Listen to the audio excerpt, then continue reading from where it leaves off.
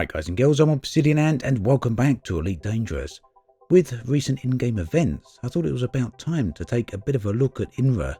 Now, I was in two minds as to whether or not to make this video a part of my regular lore series. However, there are a number of reasons I decided against that ultimately.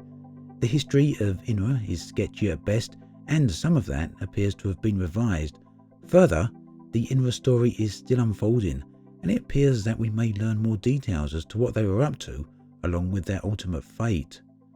So instead of making this a purely lore-focused video, I'll instead talk about the history of the group, in terms of lore as well as what's going on in-game, along with some of the revisions and where things may well be heading. So, the Intergalactic Naval Reserve Arm, aka INRA, was a Federation and Empire cooperative group with the aim of developing technology to defeat the Thargoids. And this sounds familiar, right? Very recently, after all, a new group known as Aegis has been formed, and this is a joint venture between the Federation, the Empire, as well as the Alliance. Their original focus was to research and understand the Thargoids, but that goal has now recently expanded to develop technology capable of defeating Thargoids. Aegis then have this well in hand now.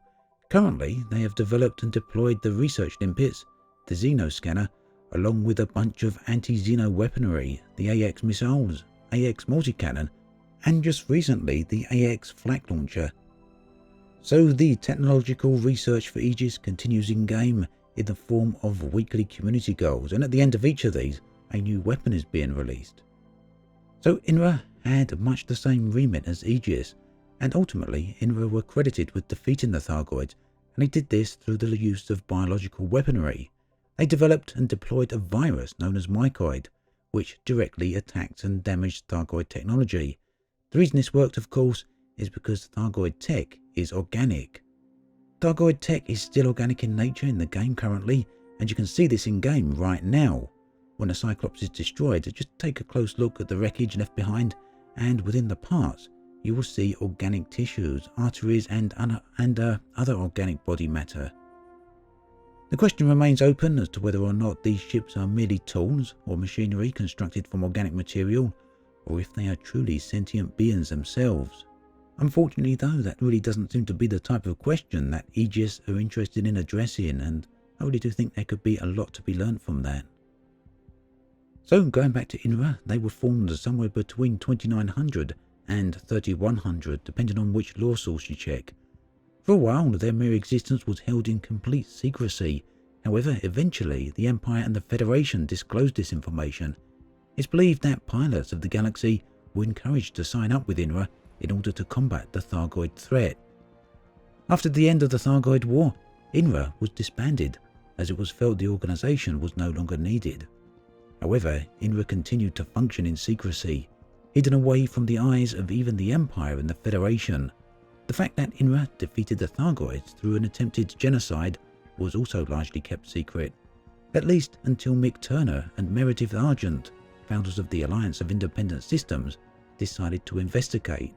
So yes, even back then, for the people of the galaxy, the nature of the Thargoid War was largely obscured and muddled, and many people, those in authority, tried to make out that it didn't even happen, and that the Thargoids themselves were a myth. So perhaps for these reasons, and perhaps for others, both Mick and Meredith decided to investigate what had been going on between INRA and the Thargoids. However, INRA ultimately interfered with this investigation, allegedly killing Mick Turner. His investigation continued after his death though, leading to contact with the Thargoid homeworld and eventually an alliance of peace with the alien race. Now it's this which is one of the parts of the lore that Frontier have revised, meaning that these events are no longer occurred as a part of the official Elite Dangerous history. But this really was a key moment in history, and its redaction dramatically changes the relationship of humanity with the Thargoids, INRA, as well as the Alliance itself. It also means that INRA was an even greater unknown than before. On 9th of October 3303, or 2017 in real-world terms, an abandoned base was found in the Hermitage system. This base was in a poor state of decay and has clearly been disused for a very long time. Records found at the base confirm that this particular base was involved in research on Thargoid technology, and of particular interest is the fact that these logs seem to indicate that INRA's mandate was extremely broad. Scientific research was being conducted in all areas of Thargoid technology and physiology, and this would seem to suggest that the idea was to gain an understanding of the Thargoids themselves. This directly mirrors the initial mandate of Aegis. However, the logs then continue, hinting that the focus of the research was moving towards one of weaponization. Yet again, this mirrors the recent changes in the Aegis mandate. Now, it's believed that there are more INRA bases out there, and if so, it seems that this particular narrative is constructed in a similar format to that of the Formidine Rift bases, that is to say, multiple bases, each containing logs with a part of the story. So, whilst INRA is still currently very much a mystery, it appears to be very likely that before too much longer, answers to at least a part of that mystery are going to be revealed.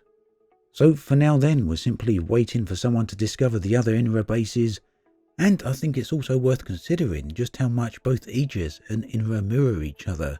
I think we may well just be seeing a repeat of history going on there at some point. That then brings us to an end of this video. As always, thanks for watching, and I'll catch you guys and girls next time.